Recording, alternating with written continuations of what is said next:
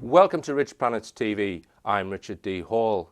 It's the eve of the first UK Exopolitics conference being held in Liverpool, and I've travelled here to speak to Dan Sherman. Now, Dan is a veteran of the US Air Force and served from 1982 to 1995. We're going to describe his experiences during those years, and for anyone not familiar with his story, stay tuned, because the possible implications of the information in this story are nothing short of earth-changing. Welcome, Dan. Thank you. Okay, now, I want to start, Dan, by asking you a little bit about your childhood, because I wouldn't normally on my show ask people about their childhood, but it could be relevant in your case. And viewers will become aware of why that is later in the interview. But just describe your childhood growing up. Did you have a normal childhood? It wasn't as normal as I would have liked, but much of the part that wasn't normal had a lot to do with just things that happened in my life, not having to do with the project or anything like that. Okay. But I did have a couple of incidences where it could have been related to that. I've fallen before off of a garage, and it was quite a bit of a drop. It was probably 25 feet, 30 feet onto cement, and I crashed onto the cement on my back, and as I look back on it, I felt like there was a little bit of a cushioning there because I just walked away from it, and right on my back hit my neck and my head, and I got up and walked away. So just things like that. They're maybe a little bit odd. Okay. Yeah. And what about grades? How were you academically? Middle of the road. Okay. I could have been better if I'd applied myself, but that's probably the story of many people. Right. Okay. And you didn't notice any abilities at this stage when you were young that you may have had? Not anything that could tangibly be assigned to what went on with my life, but with the what we're going to get into, yes, the abductions and stuff. But I think that I've always been a little bit more intuitive than your average person. Right. I sense people's emotions a little bit easier, I think. But other than that, no. But you didn't think you were different in any way? Not really, no. Okay. And you signed up for the Air Force. Was that something that you had in your mind firmly from a young age, or were you pushed into it? Or yeah, actually, in fourth grade, I was befriended by a SR-71 pilot, and he was stationed at Beale Air Force Base in California. I lived near the base there, and he took a special interest in me. He would always talk to me about the Air Force, and he brought me to the Air Force Base, and he said, "You really should go into the Air Force. It's a great way of life. You'll have fun, and you'll learn a lot, and you'll travel." And this was in fourth grade, and I think ever since then I was enamored with the fact of going to the Air Force. So, do you think he was a plant? I believe that it's entirely possible. Yeah. Okay. Pushing me in that direction. Sure. All right. So you entered the Air Force, and how long was it before? Was it just a standard job in the Air Force then? Or? Yeah. When I joined, I joined as a security policeman, and I spent actually a majority of my time as a security policeman, and then I transferred or cross-trained into the electronic intelligence field, and there was a lot of things behind that pushed me in that direction too. And it was very hard to get a cross-train, although I got a cross-train fairly easily. So again, you look back on it and you put two and two together and you think, okay, somebody's pushing me in that direction. Because in order to be associated with the things that I need to be associated with in the Gray project that I worked on, you would have had to have had really top-level security clearances and a reason to be at those bases. And being in this new career field would have allowed that. So. Right. And are you able to name any bases? Not that I was assigned. Well, I take that back. I was at two bases that I conducted this job at. And in the book, I refer to them as PPD base number 1 and 2, and PPD it corresponds to the name of the project, Project Preserve Destiny. So two bases I was assigned to for that, and one of them has been decommissioned since I was in the Air Force. So I can say that. But the reason why I don't, or I hadn't in the past, named any of the bases, because I was assigned to black projects in conjunction with the gray project, so I can't really reveal timelines and associating a base with the fact that I said that I was in a black project. So it's kind of a touchy situation, and one of the reasons why a lot of people don't come forward, because they they can reveal information that they don't need to. Right. So can you name that decommissioned base? Yeah, the decommissioned base that I was at San Vito de Norman. Okay. Well, it's actually San Vito, but then there's a long Italian name after it, de Normandie or something like that. What state is that? It was in the southern part of Italy, near Brindisi. Okay, in Italy, right. Yeah. Okay. Yeah. And can you say that the other base was in Europe as well, or not? No, it was in the States, yeah. Right, okay. Now then, you mentioned Black Project and Grey Project. Just my understanding of Black Project is when they want to do a secret project, they want to put money into it, it will be known publicly the general area of research, but not a great deal more. So what I've heard you say is that within that, they then have a great project where it's completely different to what they've told the outside world. So they've got this piece of money which is ring-fenced, and they're doing all kinds of completely unknown stuff in there. Is that basically the... Yeah.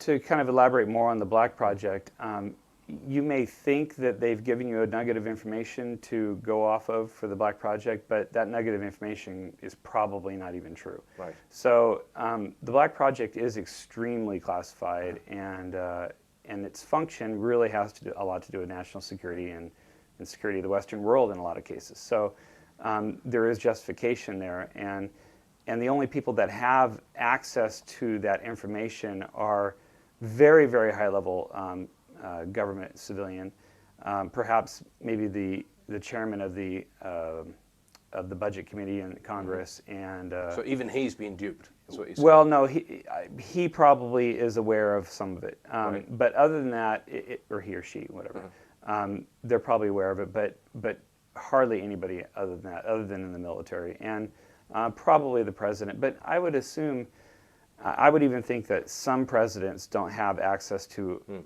all of it because of their ideology, and so. Yeah. So, what year were you allowed to give the year when you were first taken into the Grey Project? It was shortly after I did my cross train, probably in the early 90s, I would say. Right. Okay. So, just describe that experience for me.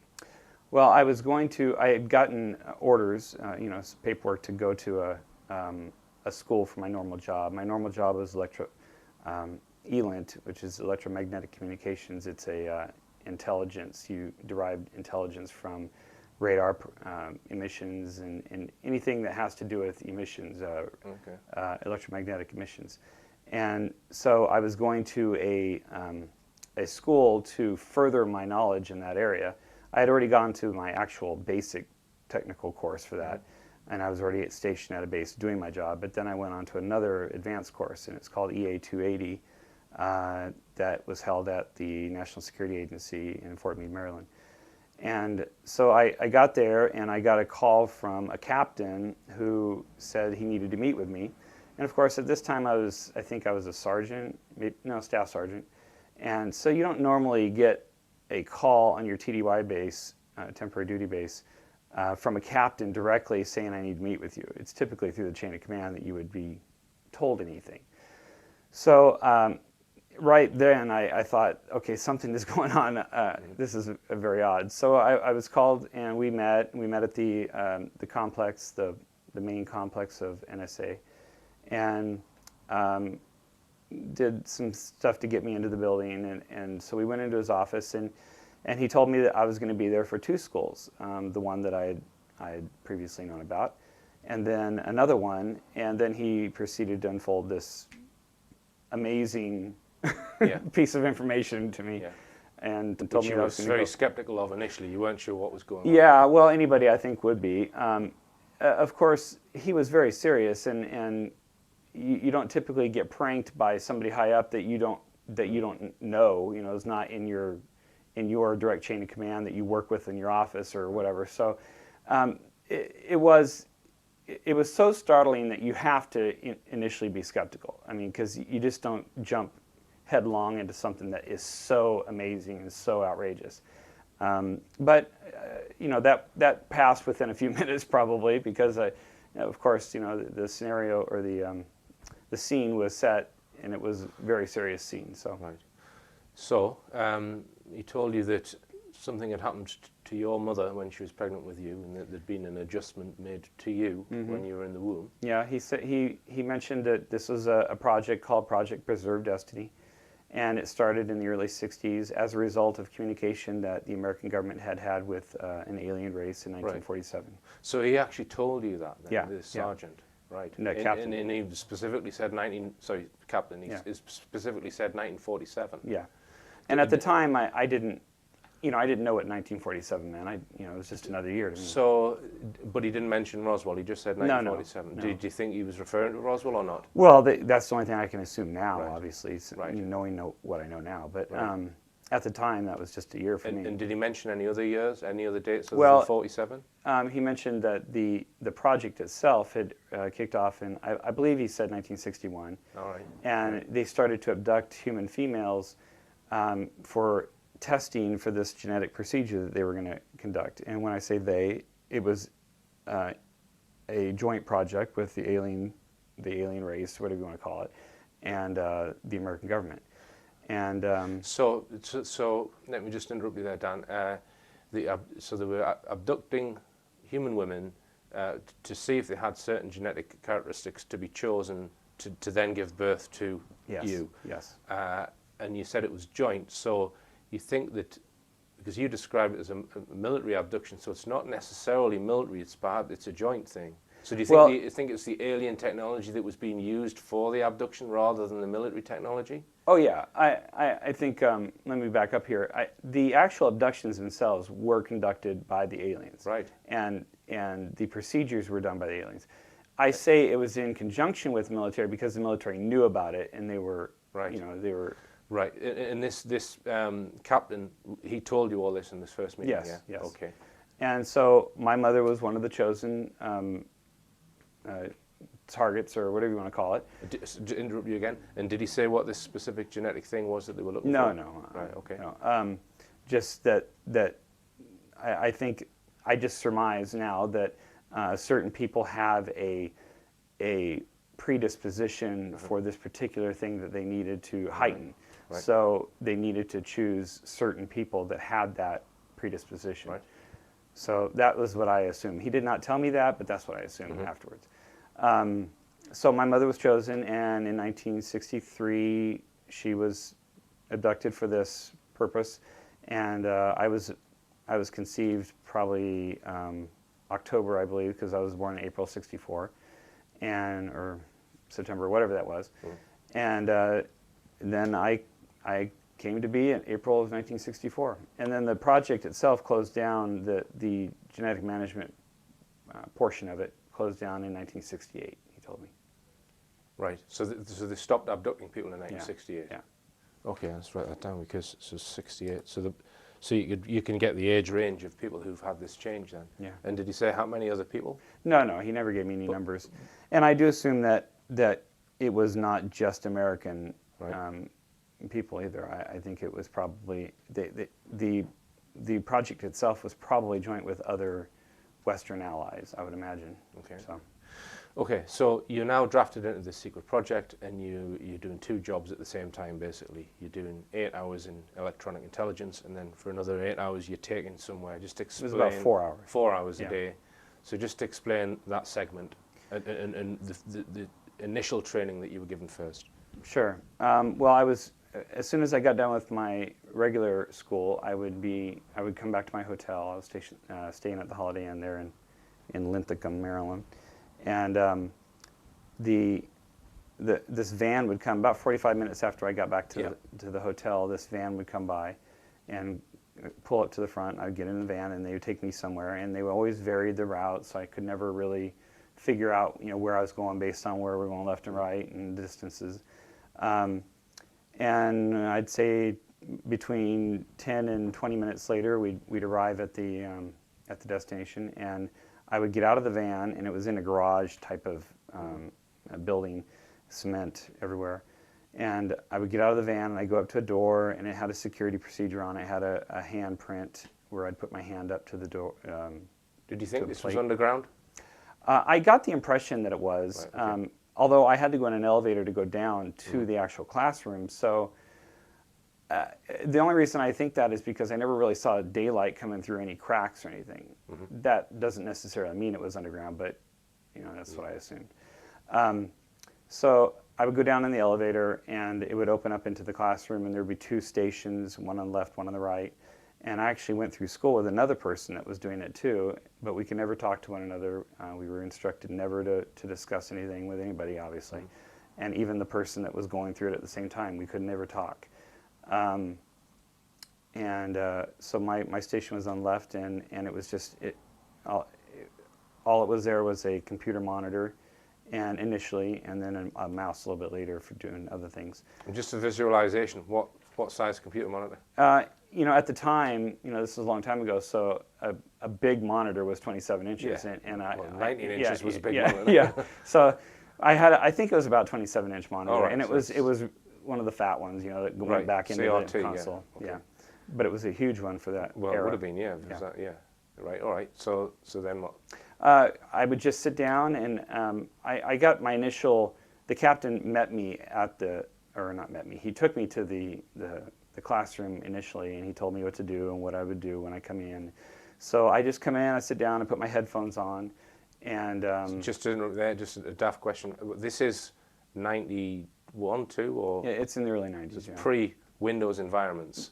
Well, we had much more sophisticated software than the normal consumer did. So we did have a windowed environment, Unix type environment sort of thing.